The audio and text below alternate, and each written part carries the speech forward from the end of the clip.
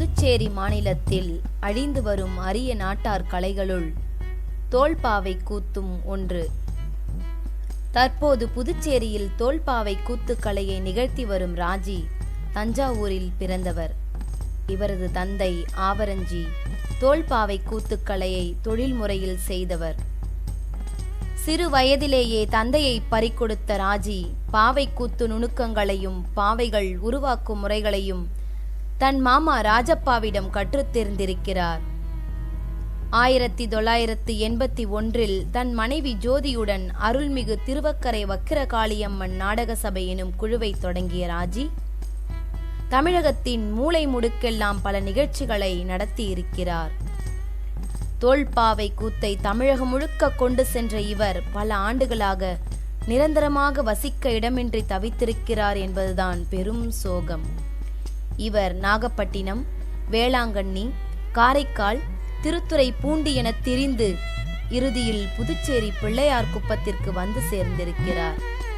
அப்போ ஆதி காலத்துல மான் தோல்ல பண்ணுது. ஆனா இப்போ நம்ம ஆடு தோல் தான் விளக்கு எரி வச்சு அதுல சட்டியை கவுத்து அந்த சொட்டர் வருது.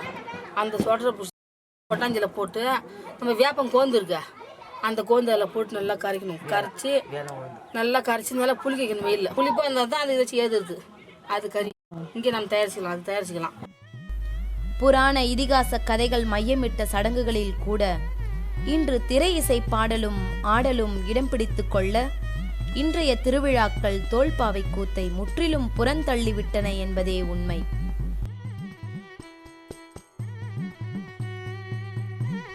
கலைஞர்களுக்கே உரிய தொடர் போராட்ட குணத்தால் இவருடைய புராண இதிகாச தோல்பாவைகள் இன்று சமூக விழிப்புணர்வுக்கு ஏற்ப உடலசைத்து வருகின்றன.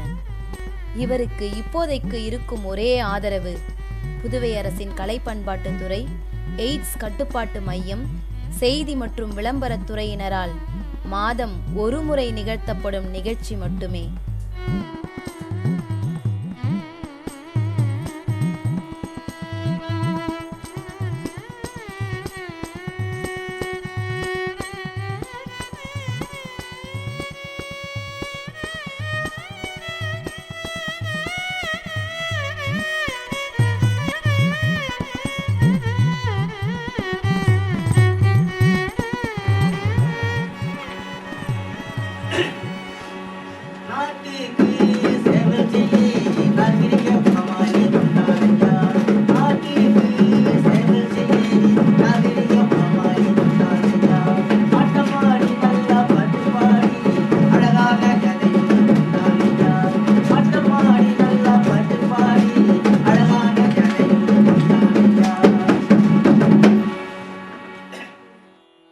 புதுச்சேரி பகுதி அப்படின்னா ராஜி தான் தோல்பாவை கூத்து கலைஞர் ஒருத்தர் தான் இருக்கார். சத்தியவான் சாத்திரி, ஹரிச்சந்திரா, ராமாயணம், வாலிமுச்சம், இந்த எர்ணி சமரம் பழைய காலத்தில்.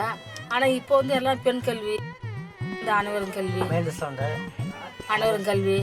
அந்த இது நம்ம சிக்கன் குனியா, இந்த மலேரியா அதை பற்றி நான் சொல்லிட்டு மலேரியா சிக்கன் குனியா.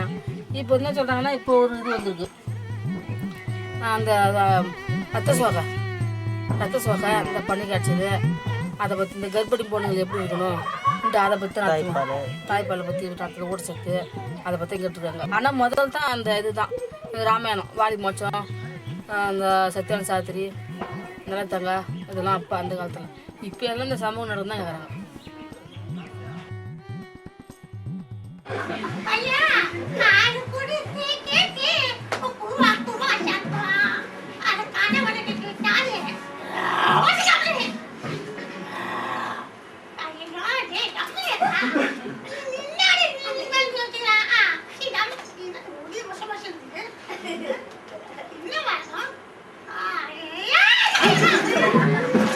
இப்போ இன்னொரு விஷயம், இசைக்கூறுகள் அப்படின்னா பாட்டுக்கோ இதுக்கோ எல்லாம் நேரம் இல்லை. ஏன்னா அவர் நிகழ்த்துற இடம் முழுக்க பள்ளி மைதானங்களும் சரி, இல்லைன்னா சமூக விழிப்புணர்வு நாடகங்களுக்காக அவர் போகிற இடங்கள்.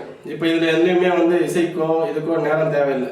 ஏன்னா அரசு சார்ந்த நிறுவனங்கள் அவருக்கு 10 நிமிஷம், 20 நிமிஷம், இல்லைன்னா அதிகபட்சம் 1 மணி நேரம் தான் அவருக்கு டைம் தராங்க.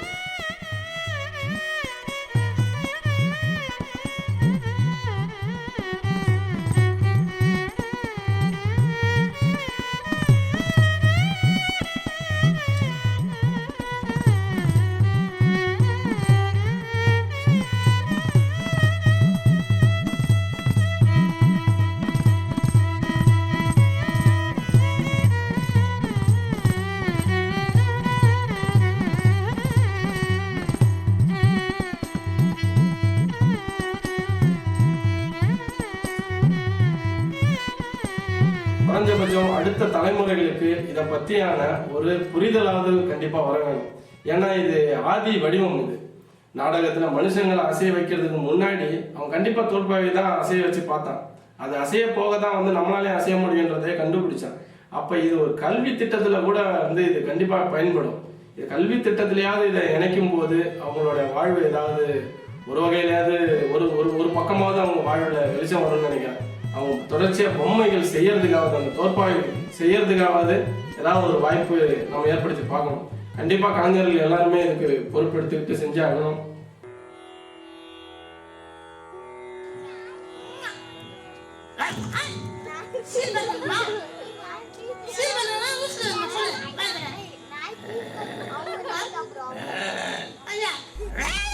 போராட்ட விளிம்பில் தவிக்கும் இக்கலையையும் பாவைகள் செய்யும் நுணுக்கங்களையும் யார் ஈடுபாட்டுடன் கற்க வந்தாலும் அவர்களுக்கு கற்றுத்தர தயார் என்கிறார் ராஜி. இனி இந்த கலை வடிவத்தை பழையவை என்று தட்டி கழிப்பதும் நம் பாரம்பரிய சொத்து என்ற அளவில் பாதுகாப்பதும் நம் கையில்தான் இருக்கிறது.